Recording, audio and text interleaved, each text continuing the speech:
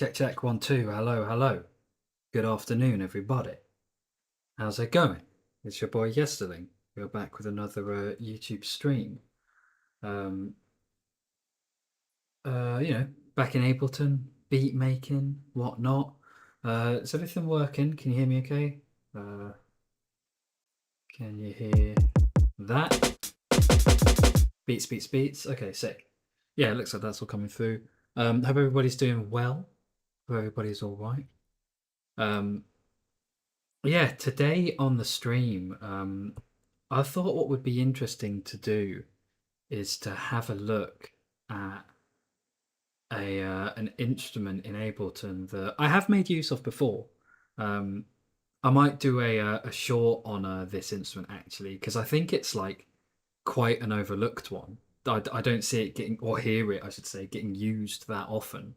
But it's a really great instrument that Ableton offers. It's just one of its on-board ones.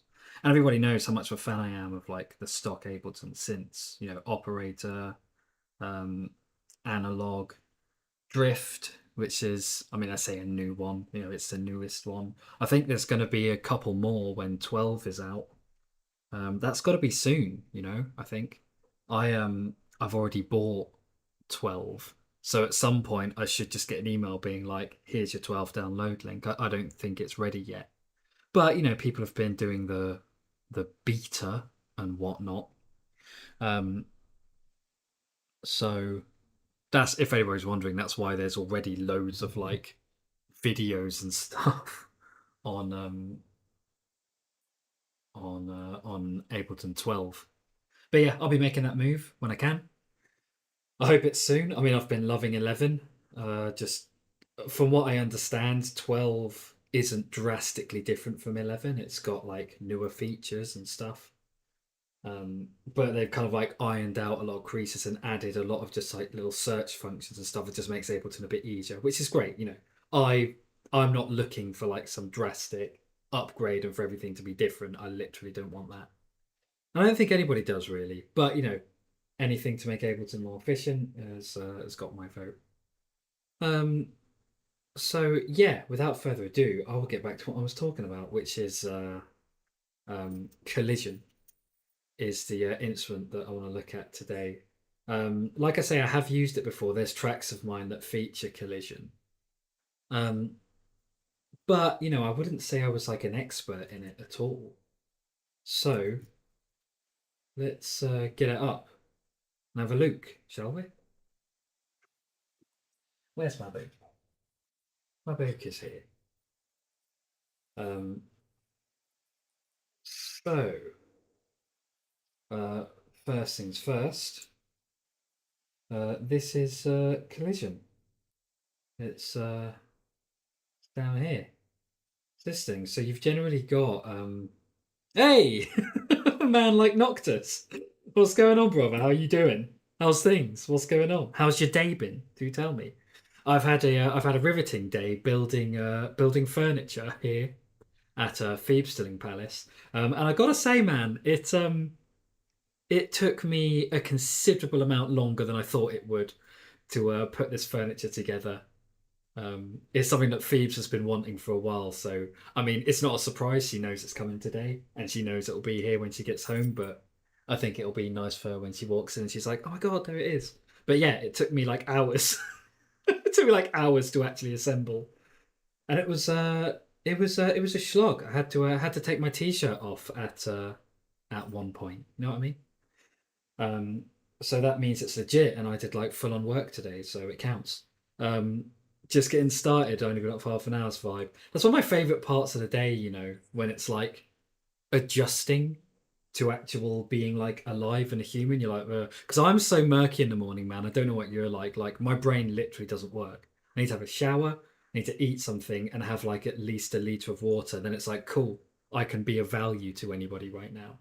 But until that point, as I'm sure Phoebes will tell you, like I'm just like a bit of a useless like skin bag is the term I'd go for. There's a good like hour of skin bag in me in the morning before I actually am able to achieve anything. So that's fun. But yeah, man, just great to hear from you. Yeah, I'll get back to you on Discord properly at some point. I didn't even read your reply. I was just like, oh, just so you know, I'm about to go live. But man, thanks so much for coming by.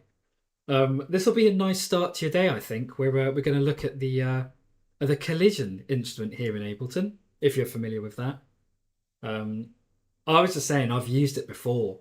Like I think the most famous use of it in the yesterlng back catalogue is at the end of my track Check Chat, where like I switched things up a bit and I used collision to make that kind of like quite harsh sort of sound, if you remember the one I'm talking about. Off the Beat Tape album. Track I don't know, 13 or something. I should know that, but who knows that? There's like 24 tracks on the album. I can't remember the order. Um, but anyway, yeah, and I haven't really. I think I just used like a preset for that and then just processed it as opposed to actually making that sound from scratch. So I wanted to have a look at Collision and just actually try and get my head around it a little bit better. You know what I'm saying? So if I generally understand it, there's like a few sections here.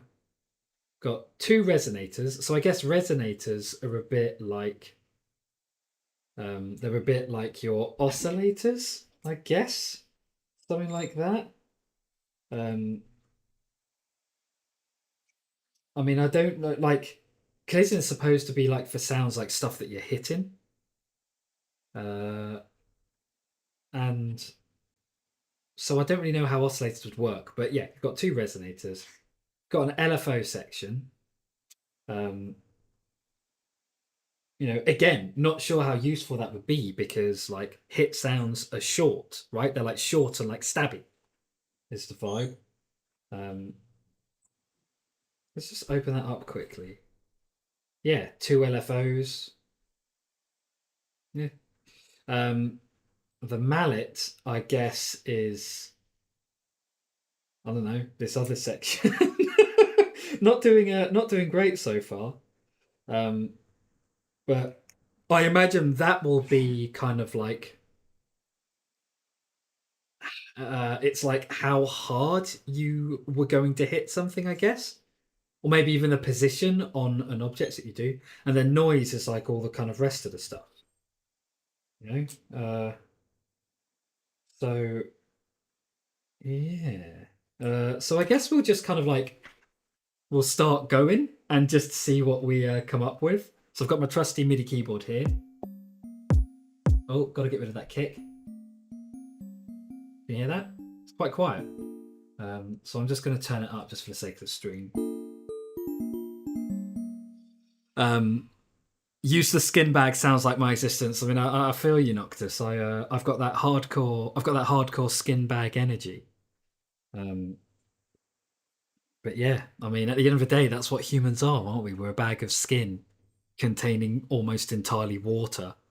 And yeah, should we get existential? Should we just sack off like music production and just get existential, Noctis? That'd be great. Pint conversations. I'm lacking a pint though. I don't know if I have collision because I'm on standard, but I've heard it's sick. Yeah, cool. Yeah, I feel like I was never on standard actually. Like when I got into Ableton, it was just as like 10 was coming out. So I think I had like the free version of 9 and I was kind of like learning on that just right in its last days. And then 10 became available and I just like went straight to Suite and just like dropped a bunch of money that I definitely didn't really have on getting that. I remember it was expensive. It was like 600 and something quid. And then I just had to pay for my upgrade. It is a bit peak of Ableton, like having to pay for upgrades. Like, I mean, I would definitely say worth it. And on the flip side of that, Ableton's definitely a company I want to actually give my money to. Maybe like one of the only companies I actually want to give money to and fund. Um, but like still, it's a bit like so. Ableton have so far got. I mean, I don't know what the accumulative amount is, but yeah, like I don't know, nearly a grand. I mean, I have been using Ableton for years. I've definitely got a bunch of miles out of it. I mean, whatever. I'm rambling. Um, So yeah, basically that's a long way of saying Noctis. I don't know if Collision is only in Suite. Um, and also, like I was saying at the beginning of the stream, it's one that I don't hear often. I think it gets overlooked a bit. Like this is really why I wanted to kind of look at it today because oh, cat cat just jumped on the keyboard. Did you hear that? Ike, can you please get down? Thank you. You can't go up there. Cheers, mate. Did you hear that? I don't know if the mic picked up his little meow, but yeah, he literally just jumped on my keyboard. What's the time? He usually starts to get like he usually starts to get bothersome around 4 because he gets hungry. He's not supposed to eat until 6. I know he would have been fed early today, so please just be chill whilst I'm streaming. Like, all right, then we'll sort you out after. All right, mate. All right, mate. God, what was I saying before I was interrupted by Kitty Jazz? Yeah, the best kind of jazz that there is. Yeah, Collision tends to get overlooked. I think I was rambling on about. So yeah, I wanted to sort of have a look today and kind of try to get a better idea of how it goes. Oh, you have some of my tracks in a playlist, fam. That is well, I can't tell you how cool that is. That's just I'm touched. I'm grateful, and you're awesome, and thank you. Do you ever play them on stream? One time, this has only happened once, but I was like watching somebody's stream and like they just had a playlist going. One of my tracks started playing, and I was like, "Wow, that's just one of the coolest things that's ever happened to me, ever." Anyway, yeah, just big love, Noctis. Thank you so much. And yeah, you're right. So it's like a percussion-based synth. Like the idea. I wish like something that I wish I could do. In there's probably a way to do this. I just haven't looked into it. But if I could like zoom in on stream, could do that in OBS. Can't really. If there's just like a thing I could do and it's like zoom in just to that bit, like live, that'd be cool. But anyway, so I think the idea around Collision is it's like this is the objects that we're playing, and the yellow dot is where we're hitting it. So yeah, can you hear that's like changing as we move around? I think that's kind of the idea there. Anyway, yeah. So this is like a block. That's where we hit it. I mean, I don't really know if there's much else we can do with it. Like, you know, what does stiffness do here? See, I think stiffness, noise, and color. This is like how much you're hitting it.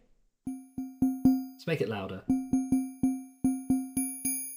Yeah, so that's like noise is like how much you're muting it. Like if you were holding like a cowbell, you know, how much you're actually letting it ring. Color. I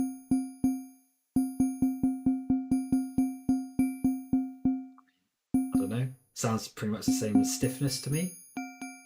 No, it doesn't. Noise is what it sounds like. Yeah, just like muting.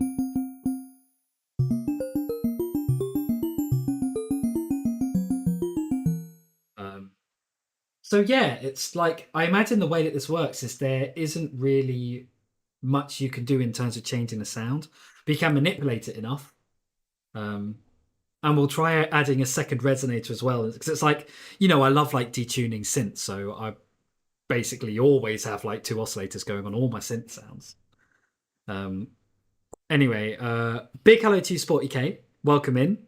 Come to learn more about Ableton. Come to the dark side. Noctis, I don't know if you know Sporty, but he's someone who's been following my channel for quite a while and getting into music production, and dare I say, actually getting fairly good at it quite quickly. But I'm trying to talk him into upgrading to Ableton. And I know it's expensive, but there is that free version. So I'm gonna keep rabbiting on about it. Sporty, it's can't do any harm. Anyway, always saying Noctis got 10 standard because I got a student discount. Oh god, I wish I'd got into Ableton when I was a student. Because if I just got Ableton like at a discount then I'd only be paying for upgrades later on. That'd be way better. I'm a little jealous of that, not gonna lie, but good move. Good on you. Ableton's one of those companies definitely don't mind paying for their product. Yeah, totally. I'm struggling to think off the top of my head of companies actually like supporting. There are ones that you have to, like, supermarkets and whatnot. You don't, you can't just wither away. Um, but yeah, it's like, I don't know, if Ableton sort of put a thing out being like, oh, we're like going under. You know how like Wikipedia puts things up every now and they're like, oh, if you just give £2, um, you can keep this site free. I've actually never done it, which I'm actually like not stoked to say. I really should. It's not that much, but like if Ableton did that, I'd be like, yeah, I'll give you like a bunch of money just to keep going, please, because I love you and I need you. Um, so yeah, I totally get that as well. Cat's chill during a stream impossible. Yeah, I wish. Ike's buggered off somewhere, but you better believe he'll be back. Sporty, you missed a great moment earlier when I was chatting and the cat jumped on a keyboard. um, just really felt the vibes and just wanted to improvise. You know what I'm saying? Yeah, I run that playlist every stream, so several usually get played every stream. Man, Noctis, I'm just so sick of you. Yeah, I'm just thank you. Oh, I can't thank you enough. Thank you, legend. Got to rep the homies, absolutely you do. Um, yeah, love repping the homies. I did my first game stream just by myself the other day, which was quite good fun. But yeah, it was nice. I miss sort of when people come in being like, oh, this is this person who's a really nice streamer from wherever, and yeah, I like that vibe about streaming. Um, that's actually really interesting. Why did they save all the good stuff for Sweet? Yeah, I mean, I don't know. I mean, that's a business strategy, I guess. But yeah, like I said, I never tried standards, but I bet that if I were to randomly switch to standard or to like do a session on somebody else's Ableton who've only got standard, I could still probably do everything I'd want to. I imagine Sweet is just all the like cheeky extra stuff. I feel like it could be really sick for arpeggios. I think that's a very good point, Noctis.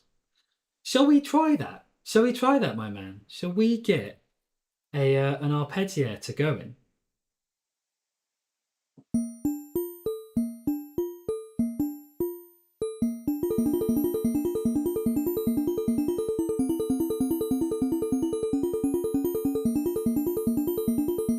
Yeah. Oh, that's quite nice. Random ones doesn't really do much. What's pinky up mean?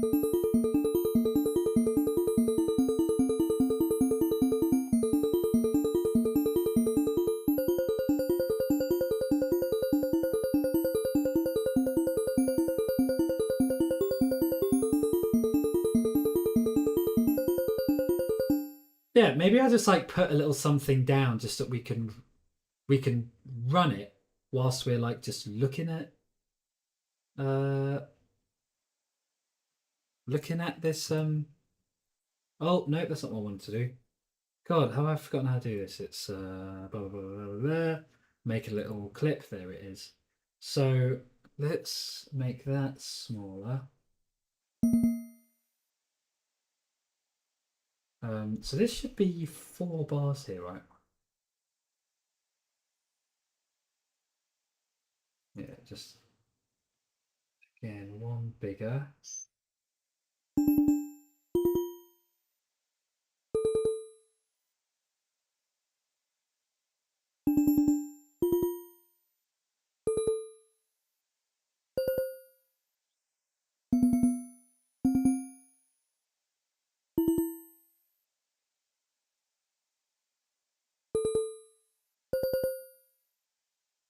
Oh, I need another bar.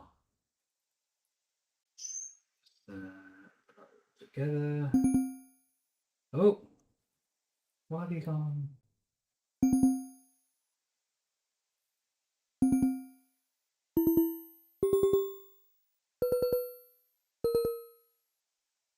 See how that sounds with the arpeggiator.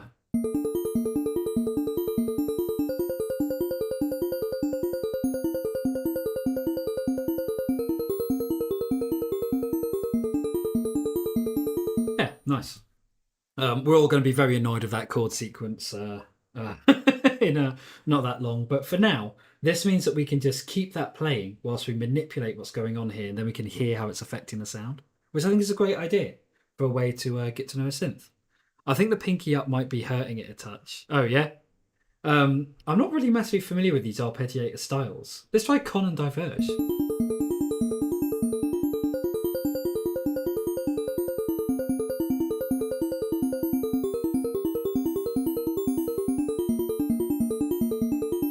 Random other, just to keep you on your toes. Seems like it's adding the high note every second note.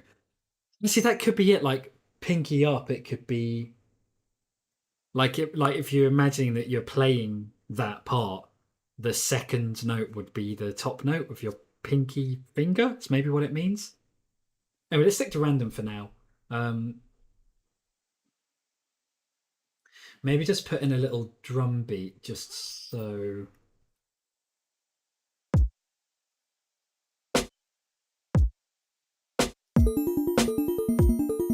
Yeah, just to keep it in time.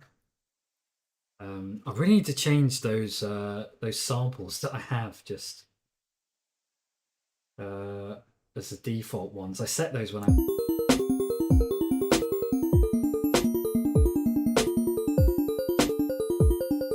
Just gotta find a nicer snare.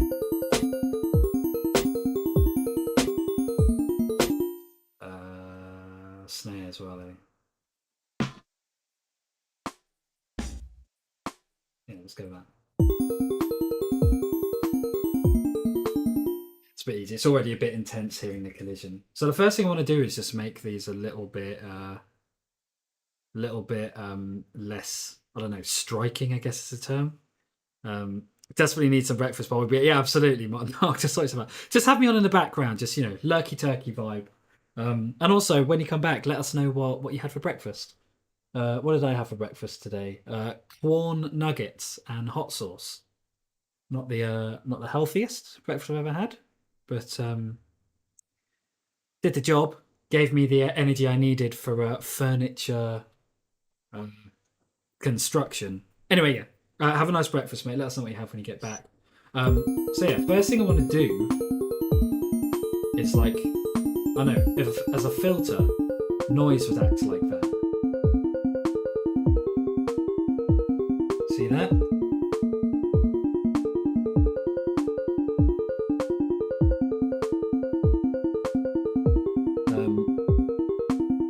And if you were to open that, so that's acting like a filter. I really don't think colour does much. Stiffness seems like it's volume. Let's try that again.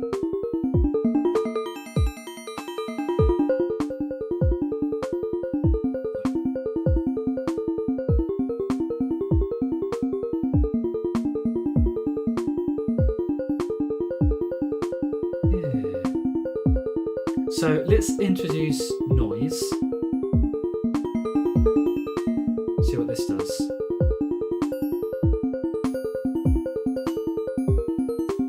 It's almost like randomizing it. Act decay, sustain, release.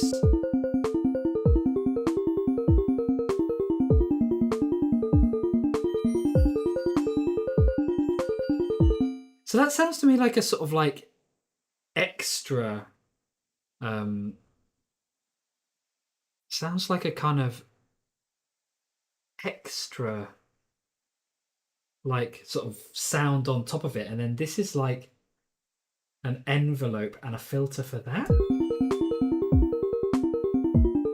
So that's just a normal sound. It's got another one, but you can really hear the attack on it.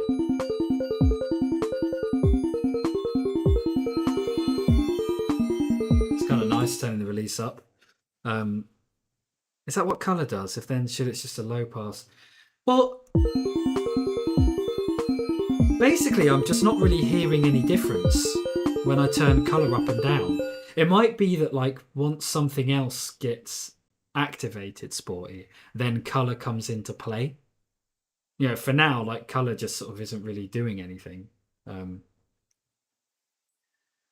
So yeah, the way that like some of these Ableton synths work is like that. It's like you're doing something and they only actually do anything once you actually activate something else.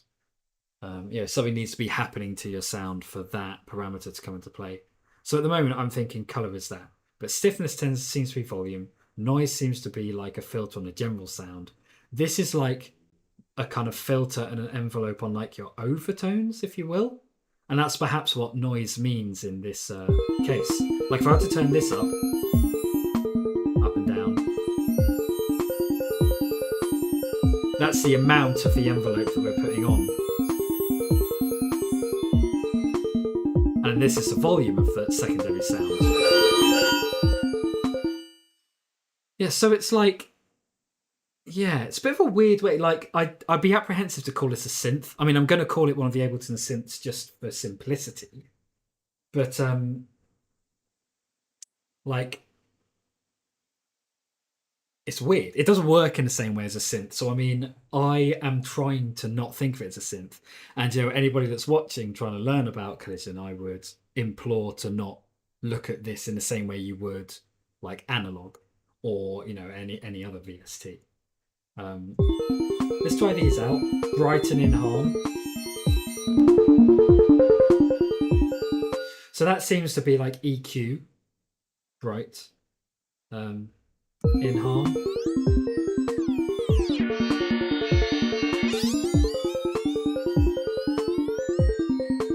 So that's the pitch of this secondary noise that we've got going on.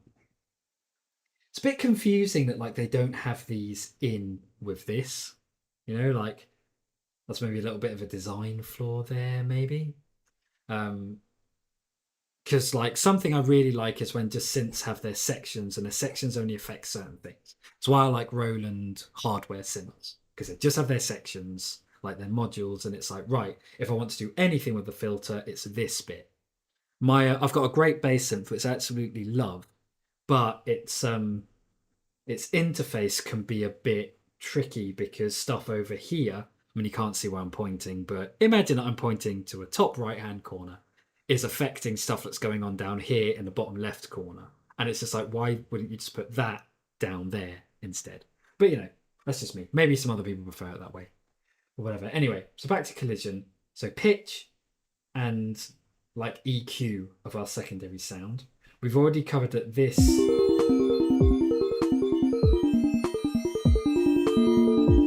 it's like it's the part of the objects that you're hitting.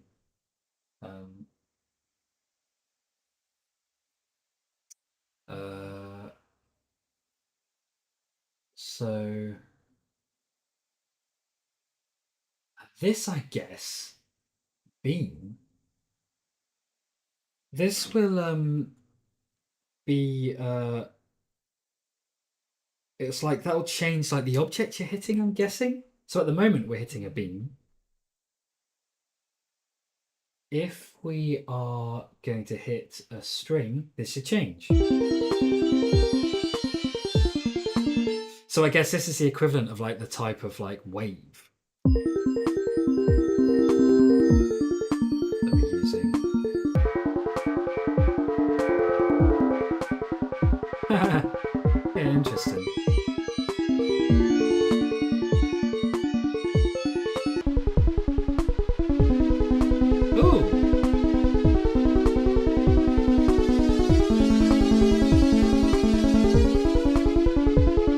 Not gonna lie, I really like the sound of that. Like, it's not a synth sound, but if it were a synth, I'd be like, oh, what a nice sounding synth. It's a tube sound. You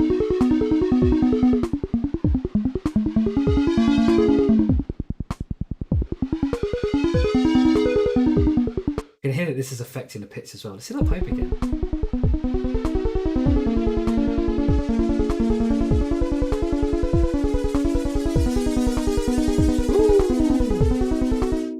Yeah, me too, Sporty. I think that's very nice sounding. Must say indeed.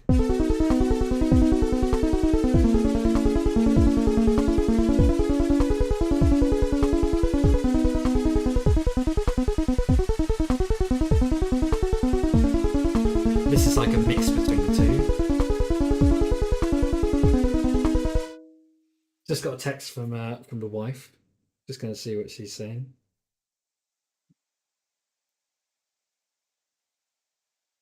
She's at work at the moment. She's at the office.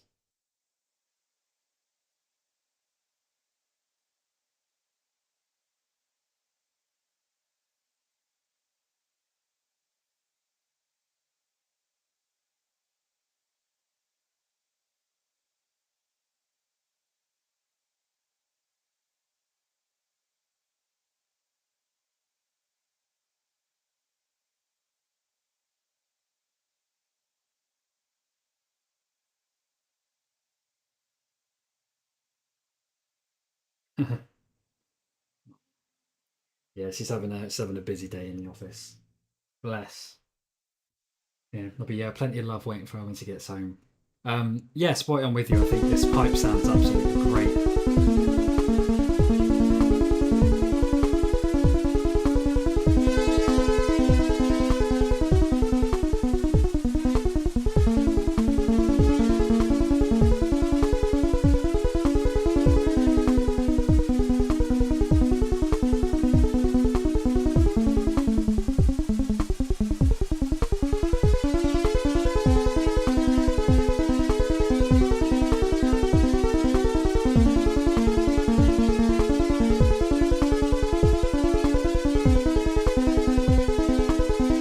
Yeah, that's a really nice sounding sound, and it does sound a bit synthy, which I do like about it.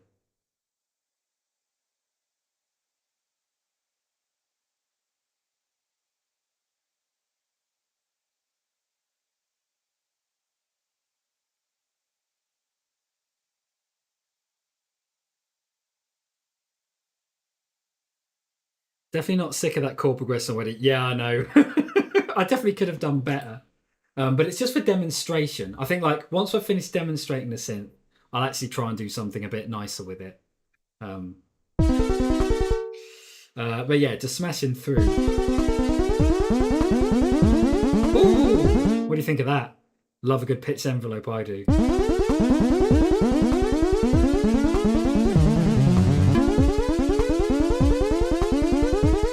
Alright, fine tuning and a normal tuning. That pitch envelope is nice. Make it a bit quicker.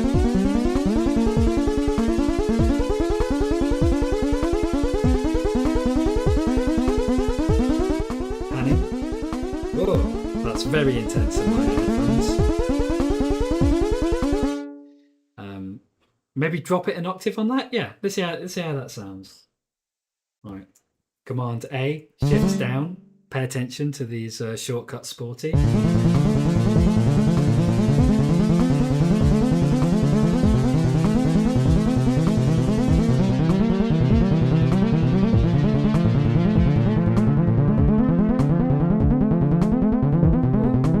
That's a bit easier, isn't it? Yeah, nice. A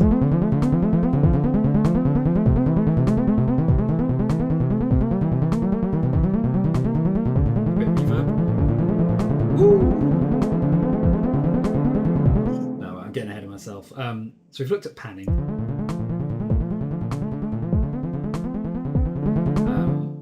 That'll just be gain. Voices. God, is it really necessary to have a number of voices? I mean, really, I don't like the way synths do this. I think it's a bit of overcomplication. Like, to me, you either need to be only playing one note, or you need to be playing as many notes as you want. Like, I don't know why anyone would be like, oh, I only want to be able to play 10 notes at the same time. Like, play as many notes as you want. I don't know, it's weird. LFO, let's see how that sounds.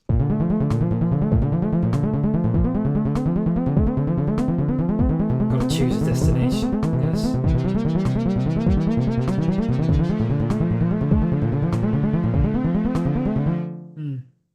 Not loving that, but you know, I don't really think that I would make a lot of use of the LFO in these particular instruments because, like I say, you know, it's a short sound. Oh, Nox is back. What do you think of this sound, mate? We've been playing around. We've come up with this. I think it's quite nice.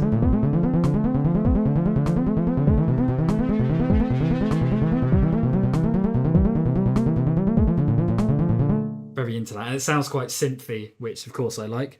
You're not gonna feel so bad about your breakfast toast when you hear what I've had. Are you are you gonna share? I'd love to know, Noctis. Um, I mean, the only food I can remember in Canada is Tim Hortons. Come on now.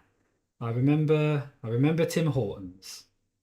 Um, and not much else. I can't. I've been to Canada. I can never remember what I ate there. Probably terrible food. Um, anyway, yeah, something that I really want to try out. So we've got like a nice sound here. See what happens when we introduce a second resonator, because LFO doesn't make much sense. Because Vince went, yeah, absolutely. That's exactly how I feel. Like, you know, which percussive sound is long? You know, you might have like a long tail, but then what are you really doing with an LFO to that? Oh, it's like I'd also much rather, if I have an LFO on anything, actually do a separate LFO module. It's like more control instead of actually doing it in the synth. Again, just personal preference. But yeah, so I'm not really going to mess around with the LFO that much. But I do want to hear how this sounds. So let's get our sound back going. Resonator 2.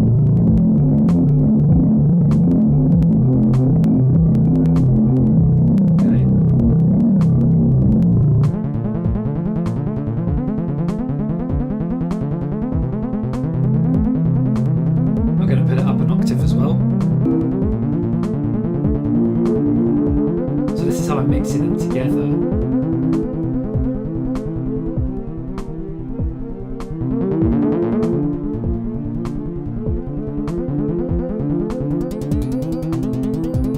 Yeah, there you go. Give it a little bit of an edge.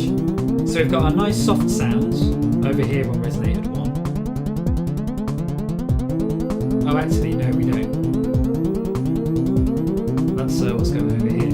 Okay, weird. So this only appears to be for one resonator.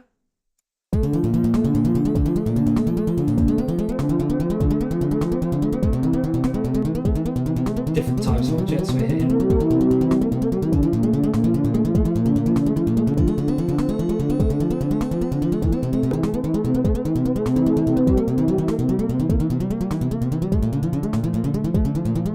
Then I could fine tune the second one, or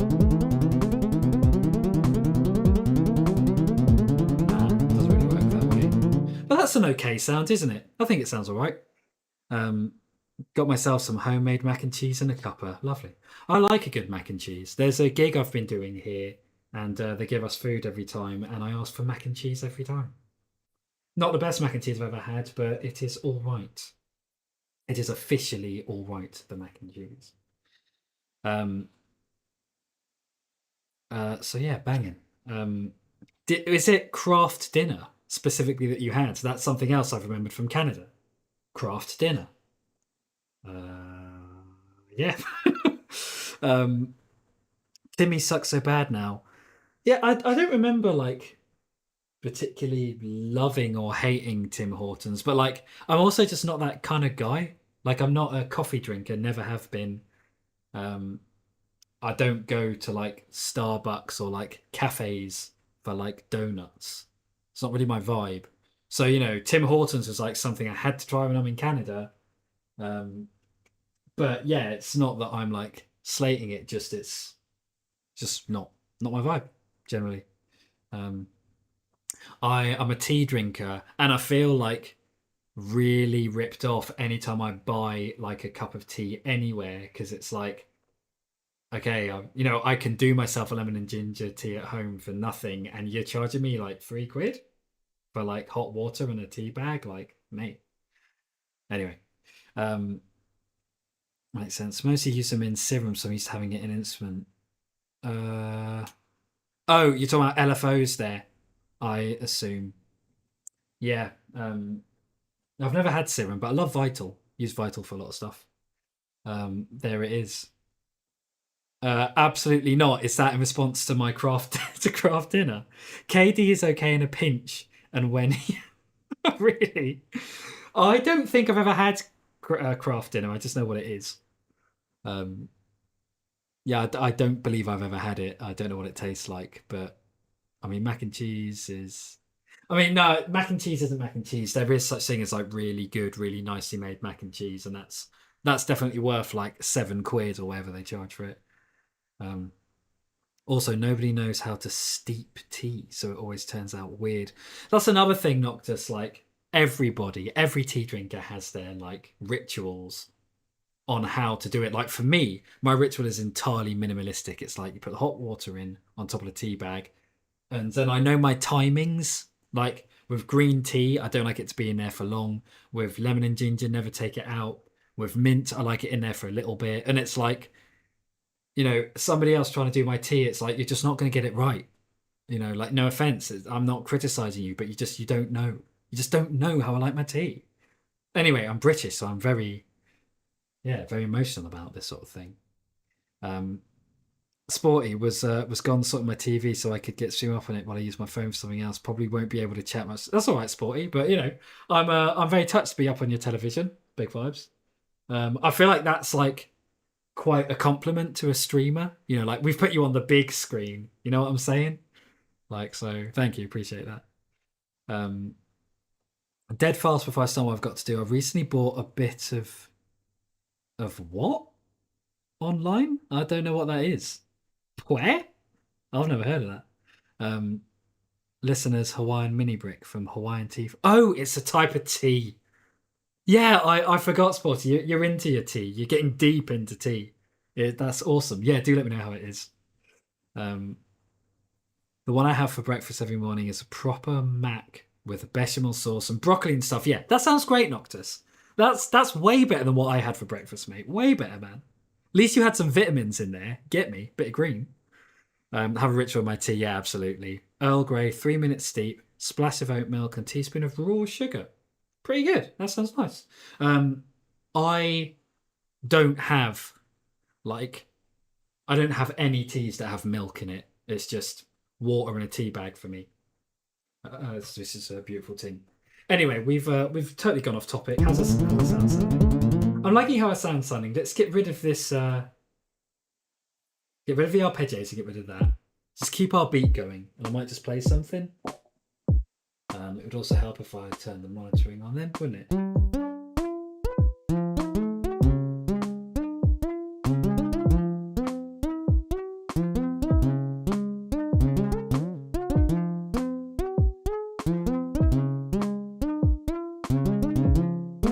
Yeah, something like that. Maybe put that down. Sounds kind of nice. Get rid of the loop. Oh, my recording. I've said this so many times. I really hope in 12 there's a shortcut to ARM recording. It really annoys me having to go over here every time.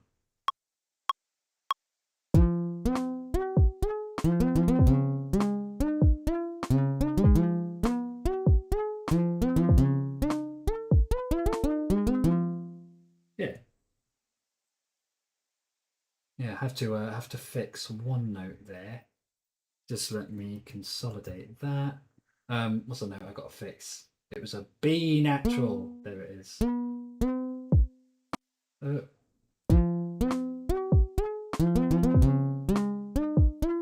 an octave.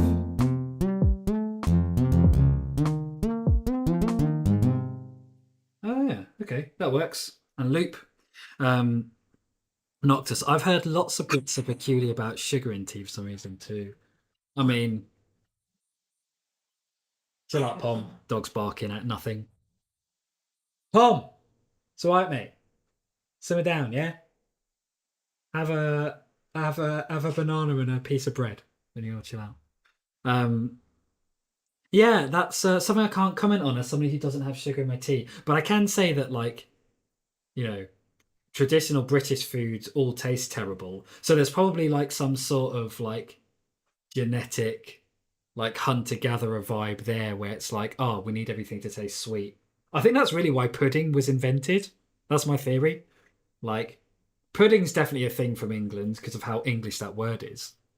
And it's like, oh, we just ate like eels in jelly. Like, are you mad, mate? So you have to eat this thing that's like sugary to get the taste out of your mouth. And like, I find myself doing that.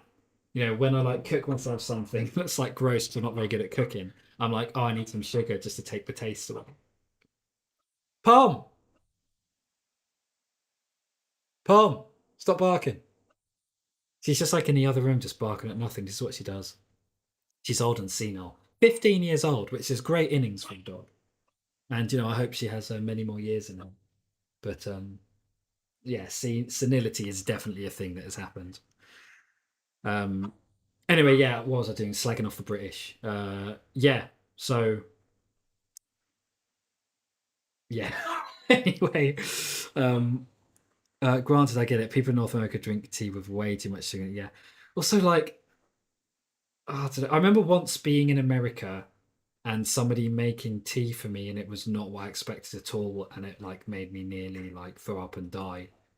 I'm not really sure what happens there, but I don't. I think that was the first and last time I ever just tried to have tea in America. I was just like, nah, mate. Just I can't be messing with this as an English person.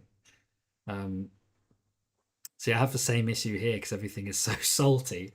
You know what? I'd much rather things were salty than sweet, personally. Like I'm a savoury kind of guy. I mean, I like a little bit of chocky here and there, but yeah, I'm definitely more into savoury food than sweet food. That's just me. Got to tie it off with something sweet to balance out. Yeah, exactly. Yeah, but I think that's like an inherent like British thing.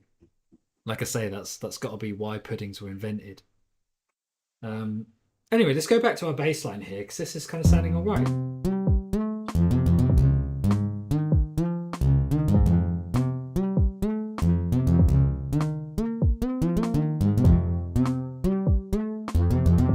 Sounds great with chorus.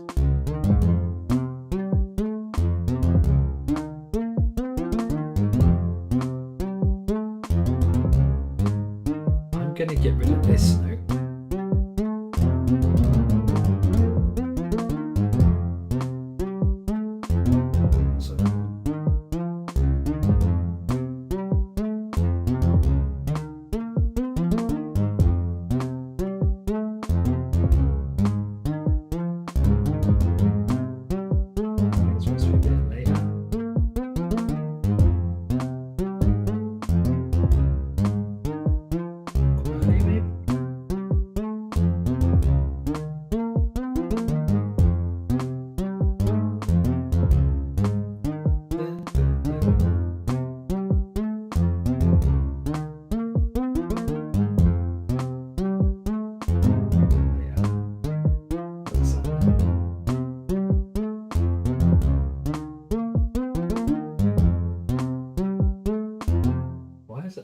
The bed and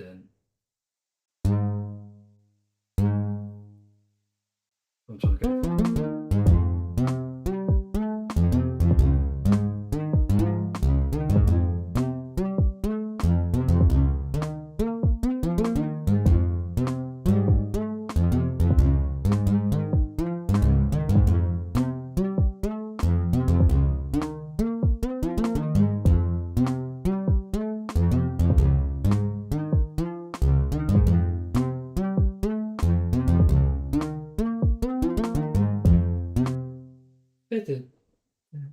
Better. It just gets a bit lazy here.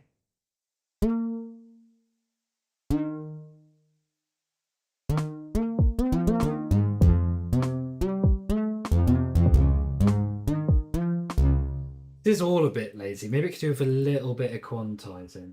Not too much though. About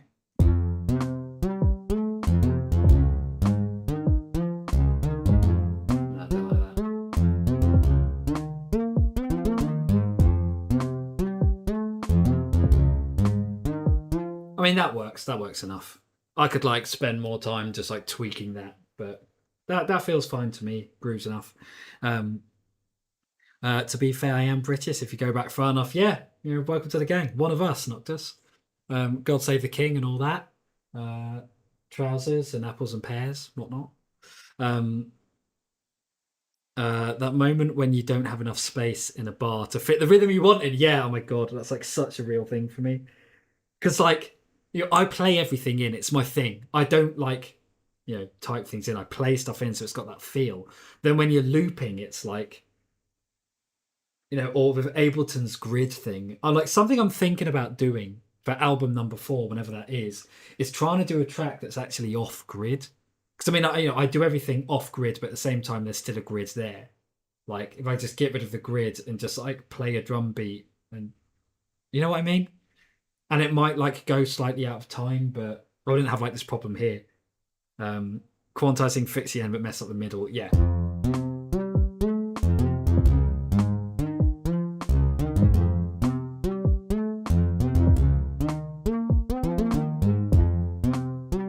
It just like.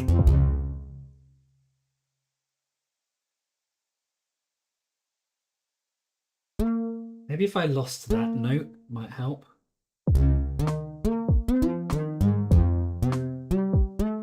Keeping in time is for babies, absolutely. I mean, everybody should play stuff in and like, you know, not just snap everything to grid.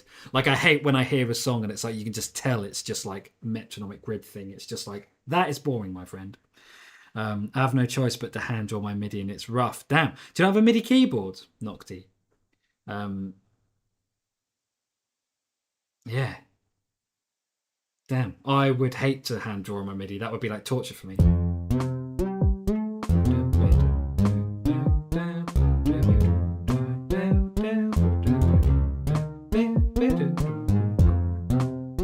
Whatever. Let's go with that. So we can say that that's our bass part. Now, is there anything that like would be fun to automate in Collision? Is the next question. Shift tab, switch over to the other thing. Sporty, make note of that one as well. I have 2. Well, I just have 0 desk space. Actually, you should see my setup here. Like, as you know, I live with my soon-to-be wife, Phoebe Watt, legendary streamer and animal keeper. And you know, my desk setup has had to change, and I'm pretty happy with what I've got. I've got a good, nice desk setup. But yeah, again, I've had to sort of change the way I do things. So right now, I've actually got 4 screens going. If I had a camera going, I'd show you guys this. I've got 4 screens going.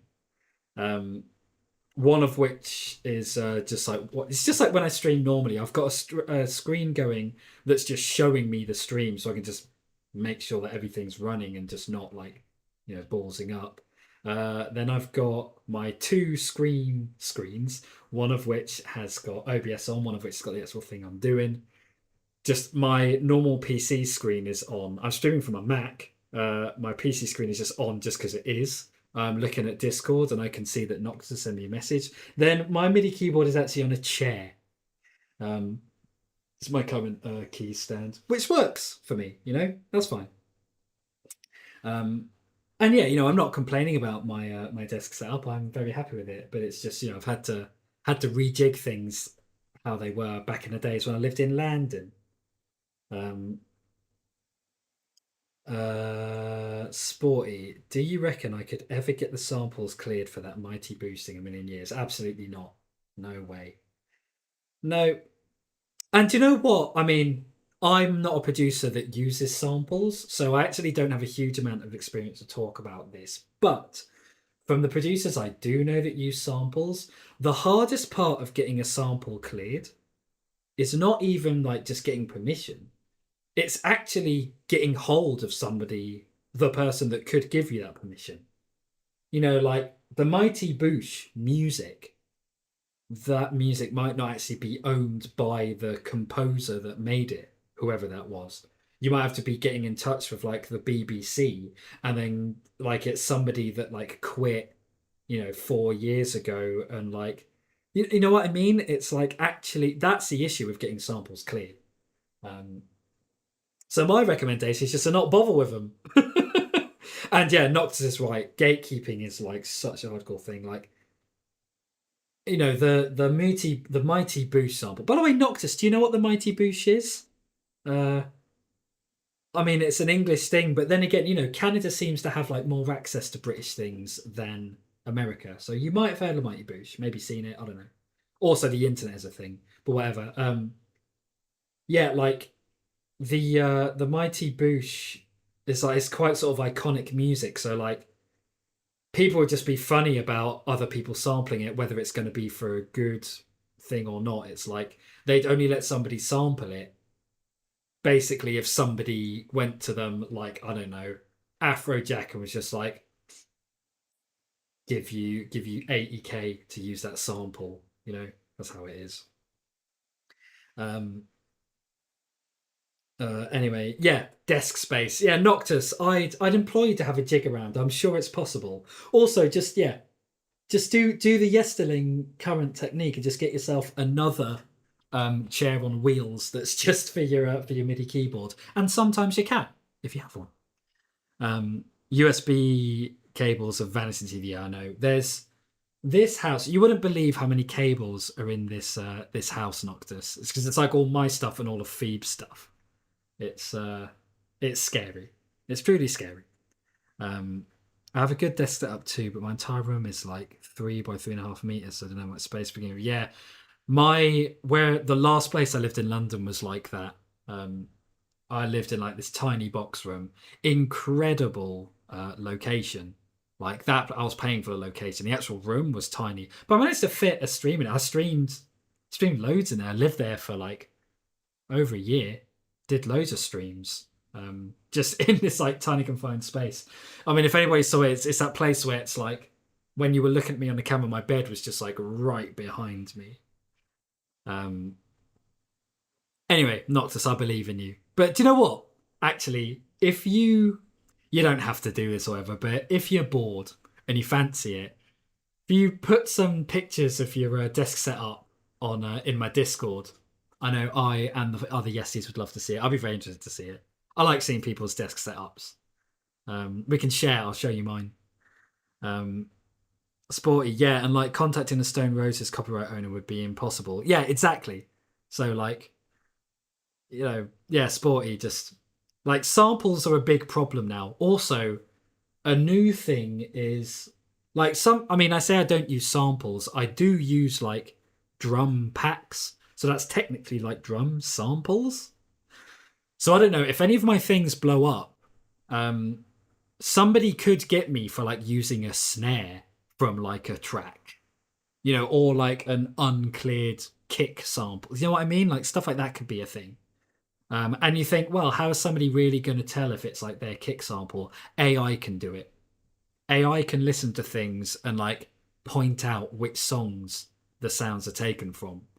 So like, some people sample stuff and just get away with it and good for them. But like, I don't know, AI is coming to take our jobs, whatnot. I do hope you're talking about the Mighty Boost there because that's sick. Look how so yeah, old Greg. Yeah, that's right. Sick. My man. Yeah, Mighty Boost was great. I remember that like coming out and watching that whilst I was doing my A-levels. Yeah, that's and I met the guy that plays Naboo once. And I never met them, but the two main guys have come to gigs of mine twice, actually. I think I'm right in saying 2 times. They came to gigs that I happened to be playing at, but I didn't meet them. And I ran past Noel Fielding once. Like I was out on a run and just ran past him. Again, didn't say anything, but yeah. Sporty, seeing as I'm now a certified Mancunian, thank you very much. Phoebes will disagree, but I think I'm an honorary Northern. What do I call a final meal of the day? Well, I've always called it tea or din-dins. Din-dins are being facetious, but like my actual term for the final meal of the day is tea. And I don't know if that's a Northern thing or a Cornish thing where I'm from. And Noctis, if you didn't know, Cornwall is like the polar opposite end of like, it's the polar opposite of Northern. It is as southern as you can get in the UK. Noctis last meal of the day, midnight snack kappa. Is kappa short for craft dinner? Midnight KD. Not enough space to make something make space. Absolutely, that's a creative mind. If you use a drum pack, there will be usually. Yeah, I know there's stuff going on there, but I'm also sure that like somebody could get burned there somewhere. Like, I don't know. It's easy to sample kicks and snares just. Thank you, mate. We're scared you'd say dinner. Nah. Din-dins. What do you want for din-dins? Or dins, just singular. Anyway, so we get back to this beat I'm making. I'm waffling on like a madman.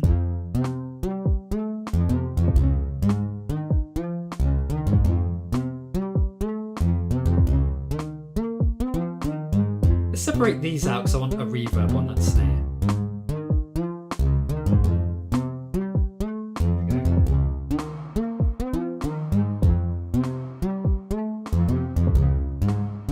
Yeah, nice.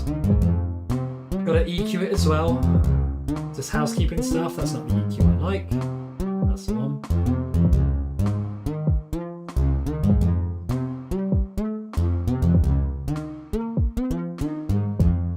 Hollow it out a little bit. Yeah, nice airy snarey. That sounds nice. No, I'm just using Twitch emotes. Oh, vibe. God, emotes. You know, I can't do emotes on Twitch because I'm not affiliate. Or what is it? Was it called affiliate? I can't remember. But yeah, I bailed on that years ago. Don't regret it. I think I've already said this stream, but I did my first game stream back on Monday, and my man Sporty was there. Thanks again for coming by. Where am I posting my desk setup in Discord? Let's go in. Do you know what? Let's say creations, in the creation setting, because it is something you have created, my friend, and it is where you do creation. Also, Noctis, you're absolutely right. EQ3 can. I just wouldn't bother with it. EQ8 is the absolute one. I've got a nicer like VST EQ, but I love EQ8. I think it's great. I really do. And until the day that I can afford Pro Q3, that's what I'm on.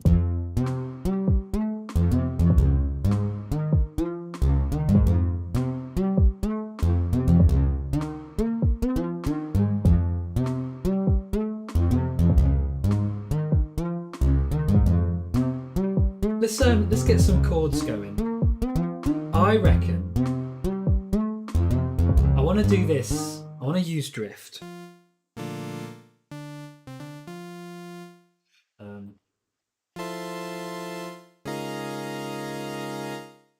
That kind of thing. But I want there to be a pitch envelope. How do we do that? Mod. Yeah. Pitch mod. Envelope 2. Right. So we get our second envelope up, which is this one. No, it's this one. How much of it? Yeah.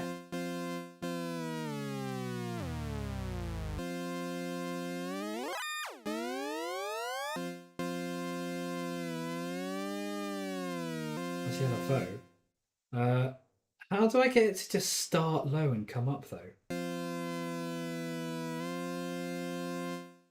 That's quite weird.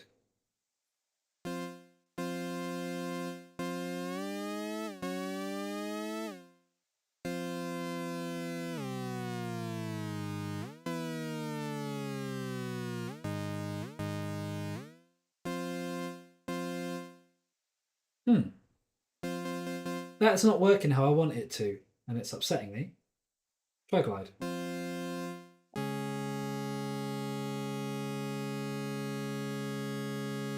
Oh, can you only do glide on a mono sound? That sucks.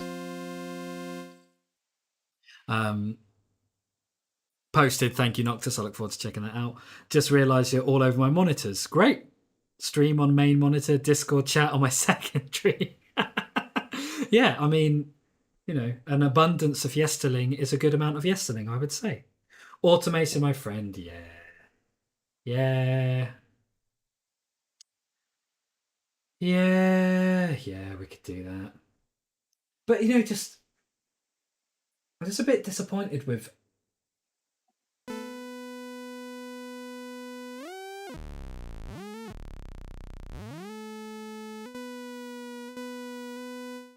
Just like, why can't they just have a normal pitch envelope? That's upset me greatly.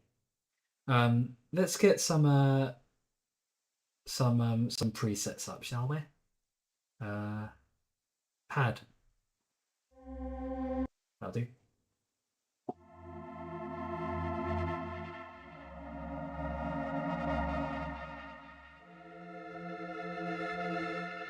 Make that attack slower.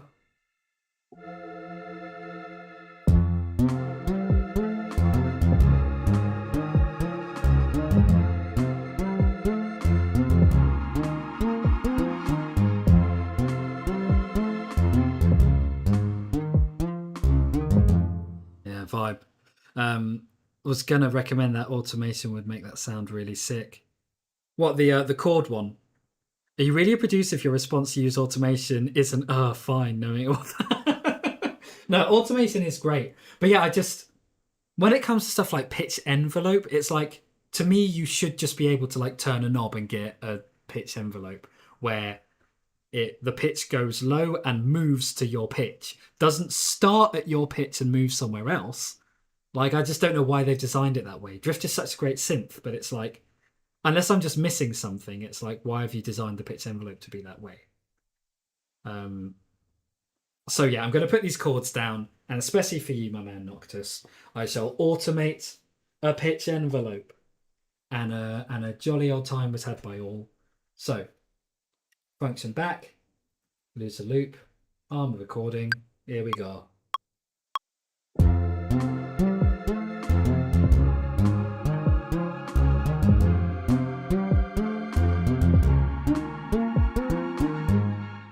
There you go. There's our chords. Right. And now for automating the pitch. Now, I'd be interested to know how you would do this, Noctis. The way that I'm going to do it is I'm going to get up a plugin that I downloaded from the internet called Pitch Drift. And I'm going to automate that. This is a really nice just repitching thing. No, sorry, not Pitch Drift. That's not what I mean. That's another great plugin, but it's actually not what I wanted. I meant Inner Pitch. There it is. Here she blows. So listen to this. Turn off the monitoring on. Solo. Woo! So what I'm going to do is just automate that parameter, which we do here by getting all of these up. Enter automation mode. And then click on the parameter that we want to, which is the pitch. Yes, it is. So, yeah, there you go. That sounds nice, doesn't it? Let's just duplicate that. Now I've got our pitch envelopes.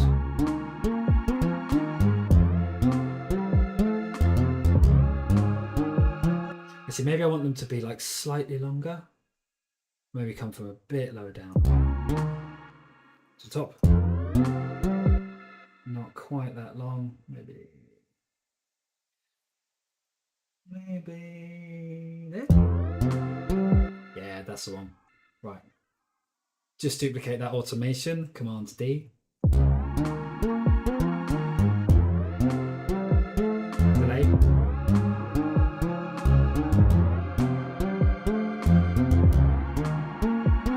Reverb.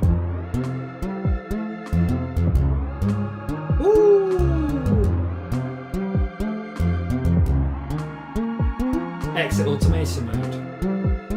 Group these together. Sidechain compression. All the standard yesterlng staples. Call this. That's the kick. Sidechain from kick.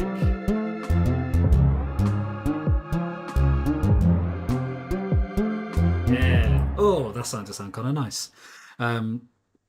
That's a nice sound. Yeah, that inner pitch plugin is absolutely great. I think I forgot why I came across it. I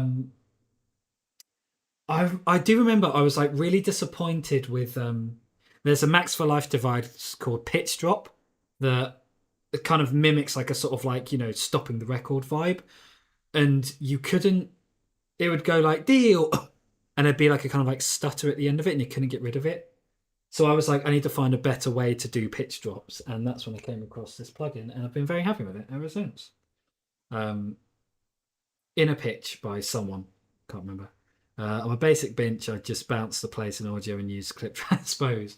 I mean, sure, yeah. It's something I avoid, like freezing and, you know, that sort of vibe, because like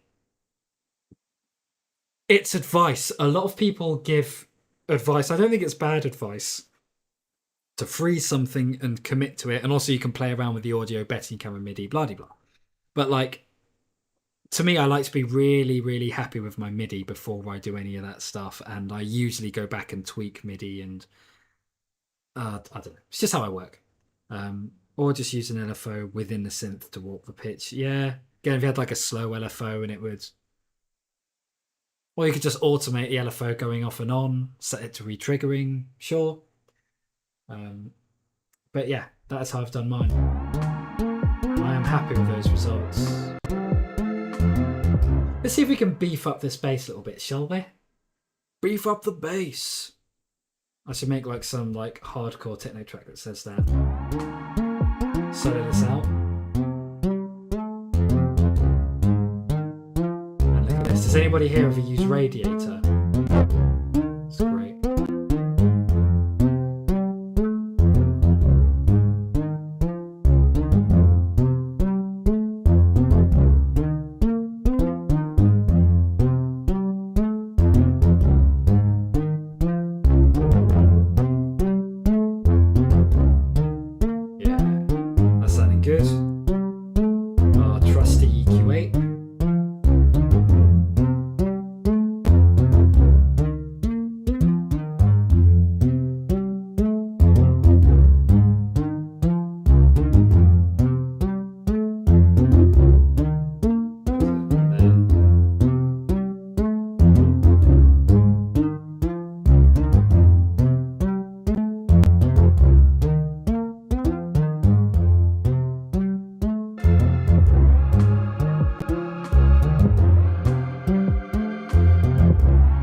Beef up the kick.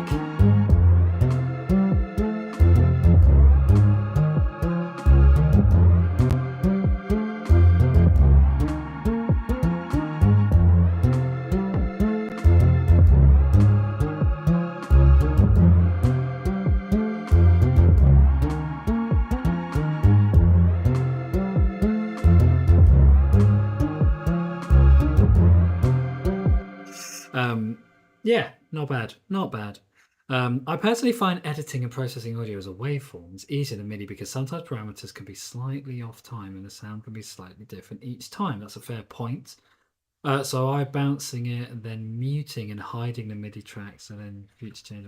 Can I say in Ableton you can do a thing called freeze and flatten. Maybe you're familiar. I'll demonstrate.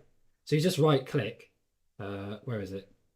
Freeze track, and it just convert it into audio in place. Just take a second. Won't be very long.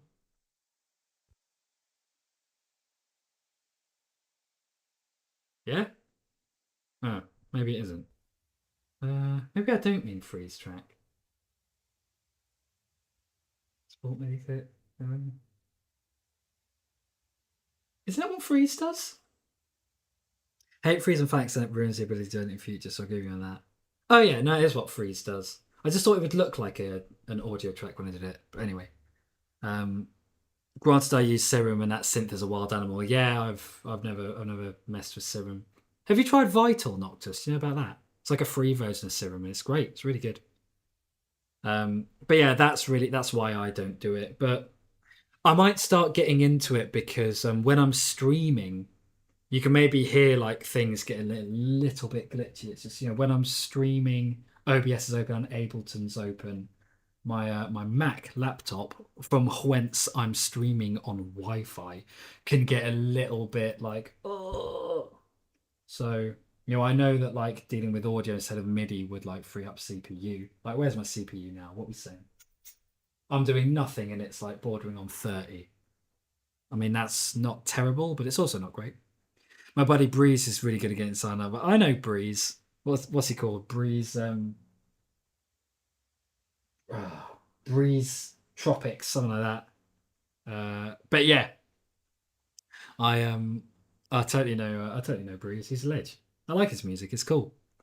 He's a sound dude as well. It's come by many a stream. Ike, chill out, mate. You'll get food soon. Breeze Tronics, yeah, that's it. But he shows it's just breezy vibe. 30%. Are you saying 30% with an exclamation mark because that's low or because it's high? I think it's a bit on the high side for literally sitting here doing nothing. Yeah, like it's just like going between 20 and 30. But that's got to be because I'm streaming at the same time. Like, it's starting to dawn on me. Bruh, I'm idle at like 3. Yeah, no, yeah. But this MacBook is it's much better when I'm not streaming, it honestly is. But yeah, this MacBook is getting on a bit. I've like had this ever since I've had Ableton, so we're talking something around 6 years now. So I've mentioned this on stream before. At some point, I'm going to have to upgrade this laptop. I have this laptop um, only for producing, and I do my streams off it. But that's only just because I can't be bothered to like set it all up to the computer and change my OBS over from Twitch to YouTube every time. I have like my OBS set to YouTube here and Twitch on the PC, and that's much easier. But like, yeah, damn. Yeah, I think this is a 2018 MacBook Pro, maybe 2016. Oh, I can't remember. But yeah, so that's what's going on there. And yeah, I've got to say, like, when that day comes, I'll still want a MacBook. Also, like, this is one of the older ones because it's still got USB A, like normal USB ports, and actually more than one of them. If your keyboard isn't dead, it's probably a 2016. Yeah, yeah, true. Um, yeah, so that's I'm scared about that. It's like, oh great, gonna have to get a new MacBook that's got like one USB-C port, and that's supposed to be for the charging. It's like, what the hell am I gonna do with that? But whatever. When that day comes, that day will come. Um, yeah, 2016, I think it is. Oh God. Oh God. That's nuts. Just get a new MacBook. It'll come. I need to save up a bit of money for that. Um, just doing my tax bill stuff at the moment, and it's not pretty this year. I've got to say, it is not pretty this year. So yeah. Anyway, that's just part of being a grown up and an adult. But yeah, new MacBook, like it's on the horizon, Noctis, don't you worry. The new ones are low expensive, have all the ports back. Yeah, that's the other thing. Like if I instead of trying to get some like older, cheaper MacBook that will last me a couple of years, like I might just go all out and get like a brand spanking new one. Got all the ports back? Yeah, thank God. I hope they made that some sort of law. Like I still can't believe they're like, oh yeah, we're just gonna ruin that and then you have to get a dongle, mate. 2018 and 19 were the worst for hardware, yeah. That's when I bought mine, of course. Of course, Noctis. And I bet you like shelled out for like a brand new one at the time as well. God, Apple, that was just absolute sucks. Should we put a little yesterling line over this, and then I think we could call it a day on that beat. We've had a nice little explore of Collision. Know what it's for. I'm pretty happy with that sound. Sounds great with the chorus.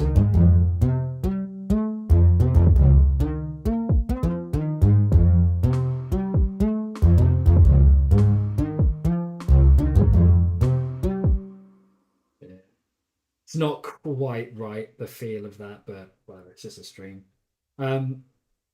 Yeah, let's get a little sound going. Let's get drift back. Get the presets up because I can't be bothered to make one right now. Synth lead. Not that.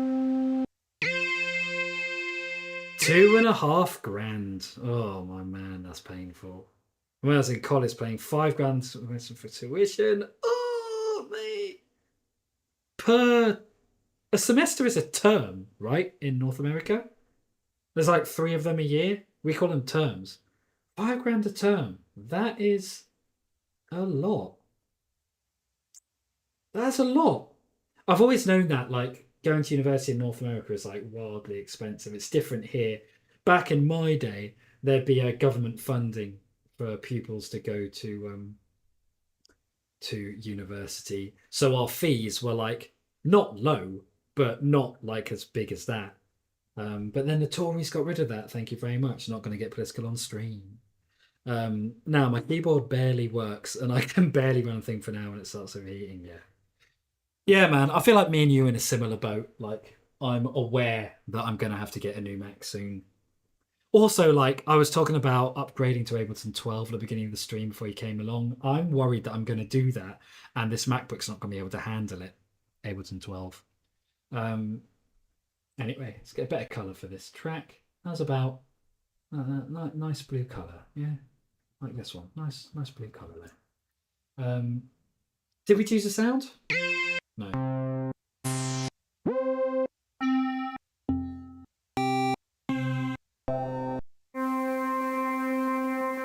Let's go with that. Drifting interferences. Get the monitoring on. Let's see how that sounds.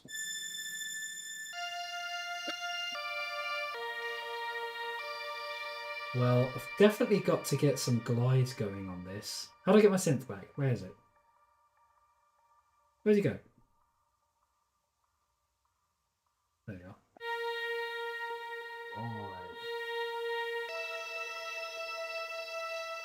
Voices can't make it mono?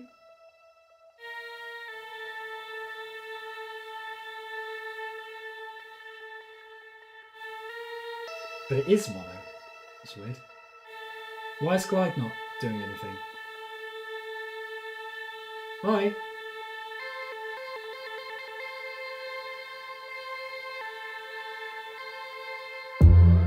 That's awfully weird. How do I make glide work?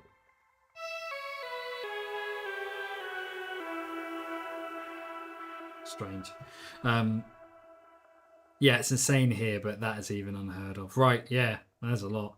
Music production school here is so expensive because of the access to studio equipment. Yeah, of course, it's like, I mean, we were talking earlier on about how expensive Ableton is. Imagine if you're a school and you have to buy Ableton like, I don't know, 210 times for like all of the production computers. Like, that's nuts. That's nuts. I don't even want to think about what that is in money. No one knows the answer to that. I can't do maths. Who knows maths? 15 grand to have practically unlimited access to a 1.5 million studio is kind of cheap if you think about it, I know. But then I guess you're sharing it with like every other student. So it's like it's probably never available. There was a recording studio, a good one, where I studied, but it didn't really get a lot of use, I remember. Well, not by the students at least. I've done like recording studios there since graduating, just with, you know, an entirely separate thing that just happened to be hiring that studio. But anyway, still gross. Like my other program was like 6 grand for entire year's tuition. Yeah. Oh, you weren't using Ableton. Pro Tools, mate. See, that's another thing. Like, so I did a jazz degree. I did a degree in jazz. You know, not flexing or anything, but and we had like other modules. I remember I did like arranging and free improvisation, stuff like that. But there was one for music tech. And if I'd done that, I would have like learnt Logic.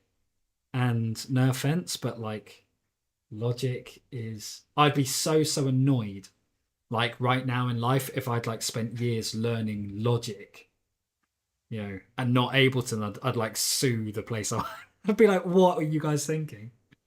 Anyway, that's just me. Do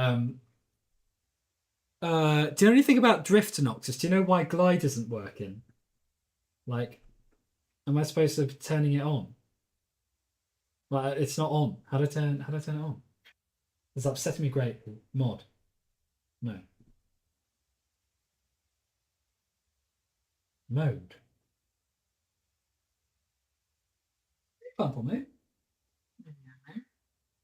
Pomple Moose has returned. From yelling at nothing in the other room. Hope you had a nice time, Pom. If I can't use glide, I can't use it, but I don't understand why it's not having glide. Pro Tools. I mean, what did you think of Pro Tools, Noctis? Like, I've noticed that a lot of recording sessions I've done just as an instrumentalist have been into Pro Tools. When I've done like remote recording sessions, I use Ableton and just send them off the audio and using the MIDI as well because I'm nice like that.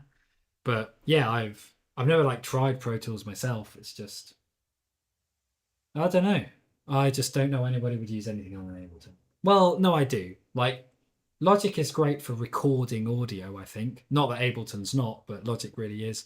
Pro Tools is great for processing stuff, but similarly, it's just a bit like, is it really that different for everything else? I don't really know what the edges that Pro Tools has.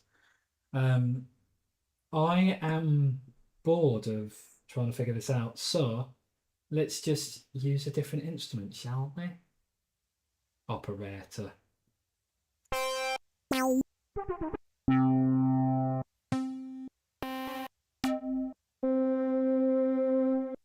That will work as a sound. Let's get that up.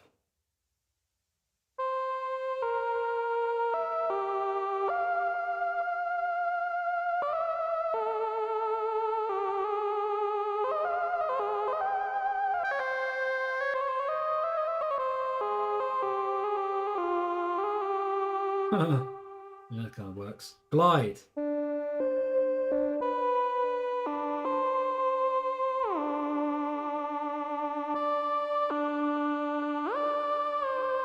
There you go.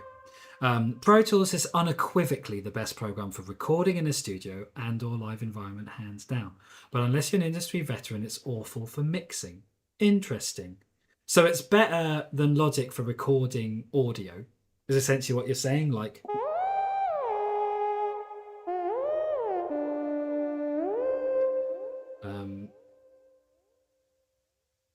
I mean, I generally think of it as that. I think of Pro Tools as like, it's got some edge when it comes to processing, but I don't know. Mixing, does it really matter what you mix on?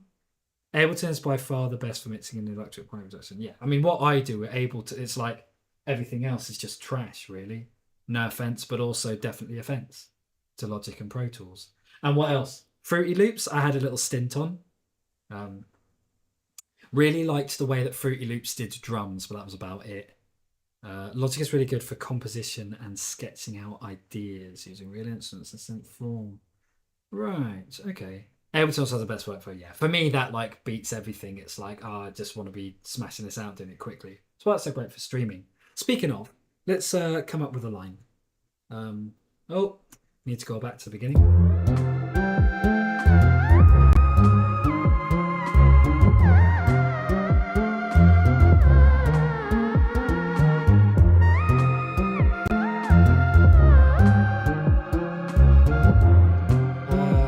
Delay.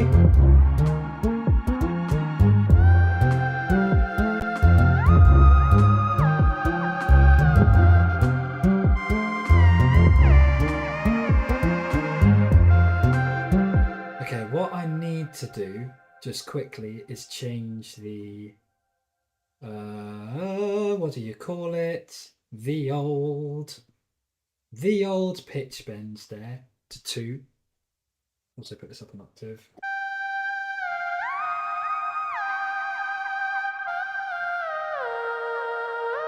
Yeah, that kind of thing. You know, a nice yesterlingy line that we've come to know and love over these years. FL drums is the only good thing about it. Yeah, I remember being like actually really impressed, just the way that they had like that kind of drum machine vibe.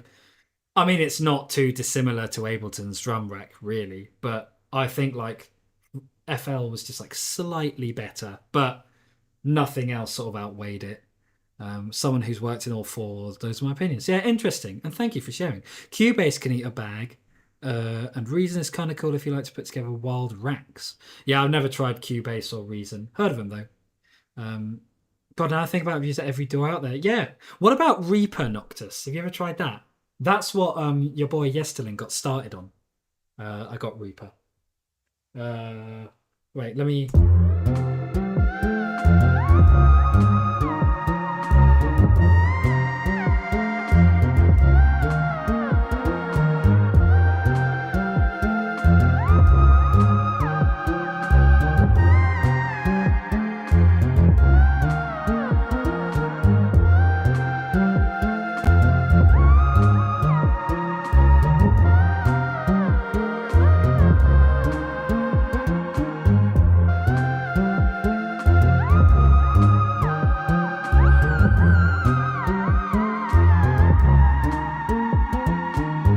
something like that. I'm close. I like the way it starts.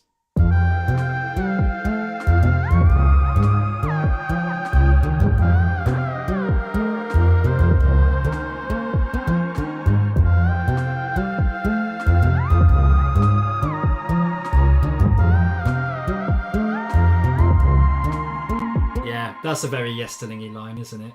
Let's just duplicate that so I can get my 2 going. You know how I like to do. It's like the similar line, but then just like slightly nicer the second time round. Yesterling staples. Here we go.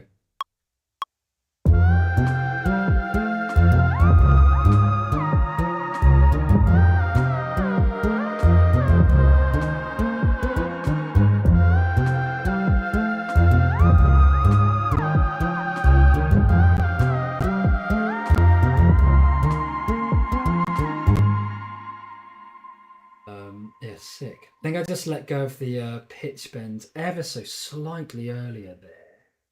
So just let me fix that quite quickly. And the way we do that, because it's different from 10 that I'm used to, we click here in envelopes, get that down. The envelope we want is the MIDI control and the pitch bend. Yeah, there it is. So actually right click on that and just make it just one line. Can we do that? Is that a thing we can do? Should be. Simplify envelope? Oh, look at that. Learn something new every day. So I still want that to happen, but just a little bit later. Let's put that there. Oh, what's a boy to do when we need to make... Oh, God, no. Edit value 0, please and thanks. Add an extra line right there. That should be perfect. All right, let's hear how we're sounding. Get the loop going.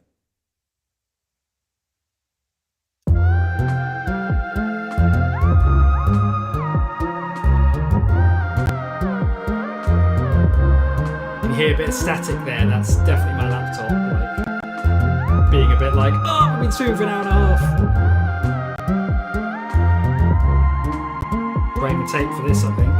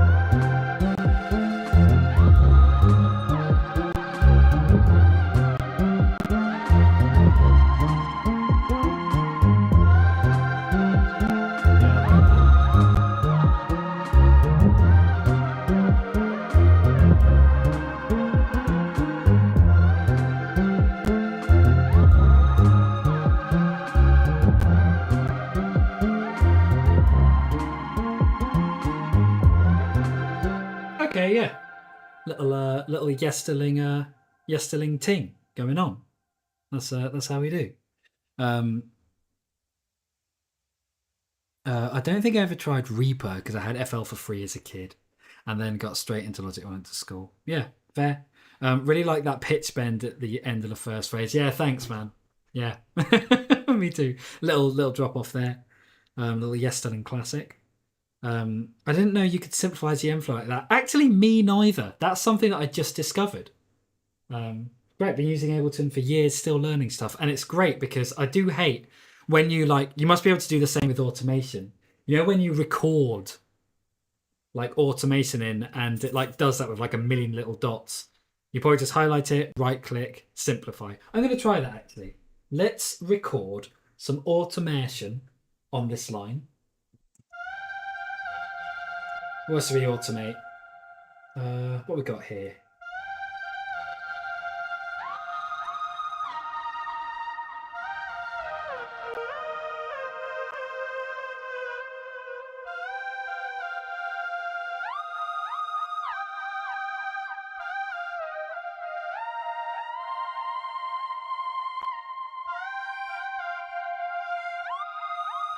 let's automate the filter cutoff. And oh, it's already set. Oh, great. Is that just an automatic thing? Yeah. Okay. Sick. So I'm going to automate that, and then I'm going to try to simplify it later on using my MIDI keyboard here.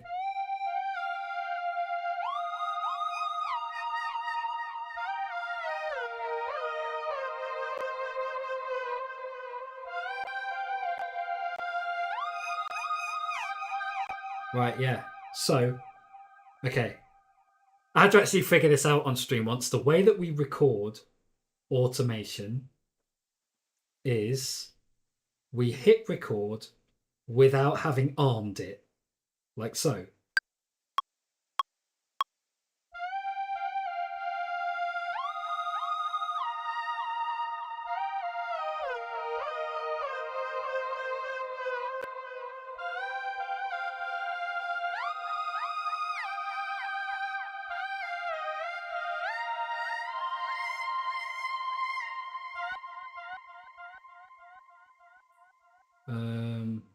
Oh god. And then because I kept the loop on it, that's annoying. That I'll have to do. So now, so like this bit here, where I've done these little things, do I even have to? Yeah, I guess I do have to select an area. Let's do that. Simplify envelope. Look at that. So actually, if I select the whole thing and select simplify envelope, does that work? And just do it all in one? No, I don't think so.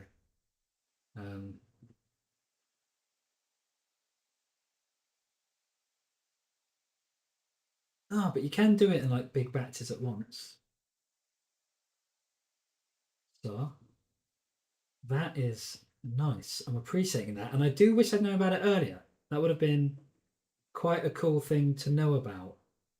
Definitely when I was recording the Beat Tape album, because I did quite a lot of recorded automation in that album.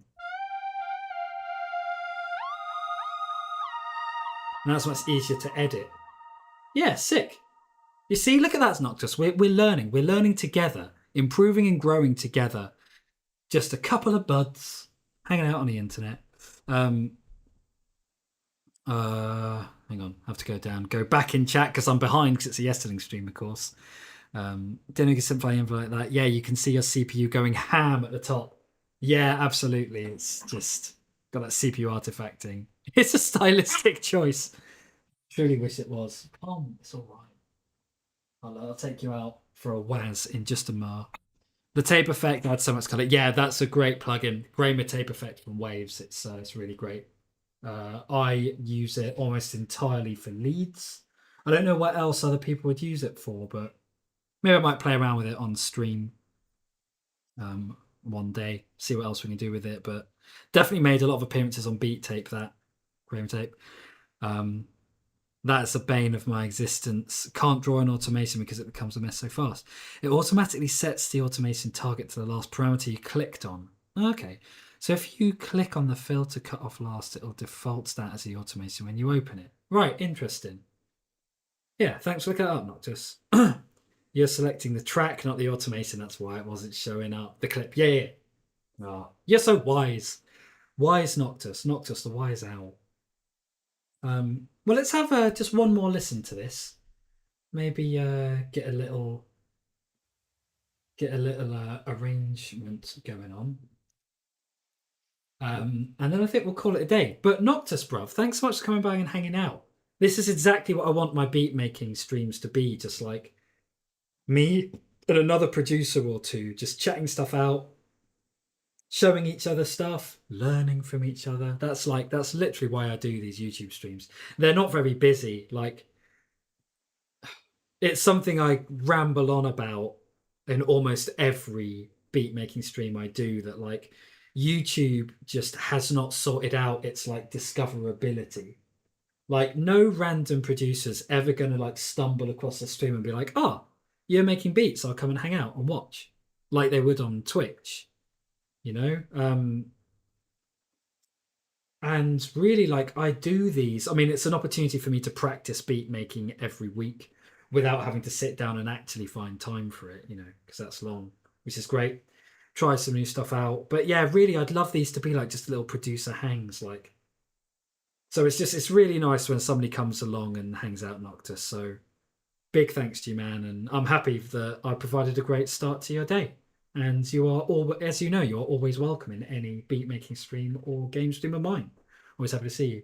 Um, I do a tweet and nowadays an Instagram post every time I go live on YouTube or one of these. So keep an eye out on those. Nights. It'd be great to have you again in another one. It's hilarious that it's like that because Twitch is subjectively a worse discovery system, and YouTube does, yeah, absolutely. Like the most frustrating thing about it, Noctis, is that YouTube years ago could have taken over the streaming everything. You know, it could be thought about in a way that Twitch is. It's unfortunate that Twitch is like what everybody thinks of as like the number one streaming platform. It really is. And YouTube could just like snatch that with just such ease, and they're just choosing not to. I don't know why. Turned on notification channel too, so hopefully I can catch more. Yeah, that's awesome, man. I really hope to. Yeah, you'll probably get notifications now. I put up a weekly short as well, so keep an eye out for those. But yeah, lovely to have you back on another stream. Let's just do a little arrangement of this. Just have a little listen. And then I think I'll call it a day. It's been an hour and 45 this stream, which I think I'm right in saying is my longest beat making stream so far. So sick, big vibes. Chords first.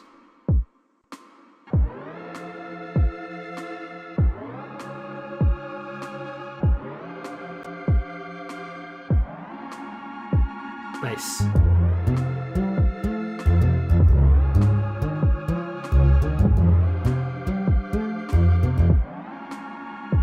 And the line. Gotta be quicker. Yeah, that's stuttering, not deliberate.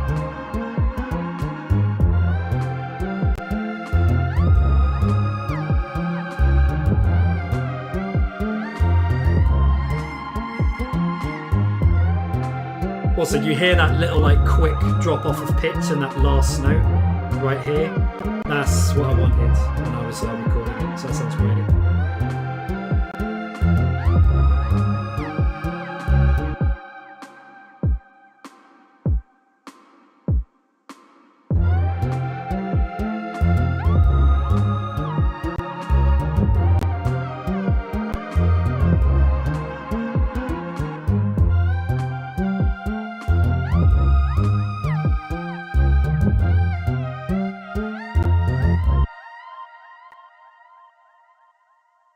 Yeah, that'll do. That'll do. Not bad. Think of a name for that and I'll save that and whack it in the folder with all my other stream beats. But anyway, yeah. Let's call it a day. I got to take this little treasure out. And the missus will be on her way home. Can't wait to show her the furniture that I've assembled for her today. Yeah, Noctis, man, big love. Thanks so much for coming in. Great to hang out. Just great to hear from you always, man. And I'll get back to you on a Discord at some point. Maybe tomorrow, maybe tonight. We'll see. Shout out also to Sporty K for coming through. Great to see you in here, especially because I want you to be learning about Ableton, mate. So you're all ready and trained up when you're ready to move on to using Ableton as your DAW. Great to see you. I will say hi to Thieves for you, mate. Yeah, everybody out there, have a great week. And keep an eye out on Twitch because I'm getting back into game streams. I finally feel like settled enough up here and in my new life to get back to that. We're doing first game back is another Monkey Island game, which survived with quite hard on a Monday. So hopefully see you there as well. And as I've always got to plug the ting, go check out my stuff on Spotify. Please add it to your playlist. Please keep an eye out for my shorts on YouTube. Blah de blah de blah. General support. Yeah, just love you guys. And I will see all y'all around another time. Take care of yourselves and have a great week. Peace out. Oh, got to select OBS to do the shortcuts apparently. Yes, bye everyone. Have a great week.